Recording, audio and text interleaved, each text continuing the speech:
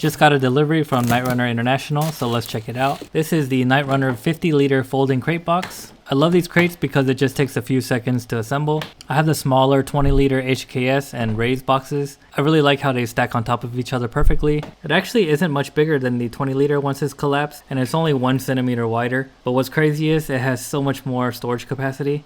Let's see what all I can fit into a 20 liter box. The track day gloves will fit, the helmet will not. Towels will fit, and you can stand the larger detail spray bottles, but it won't allow you to close the lid. So the only option is to lay it down, but then if you got a bunch of bottles laid down on top of each other, it's really annoying to find something at the bottom of the stack. So let's try with the NIGHTRUNNER 50 liter crate. Not only did the helmet and gloves fit, but also all my detailing gear.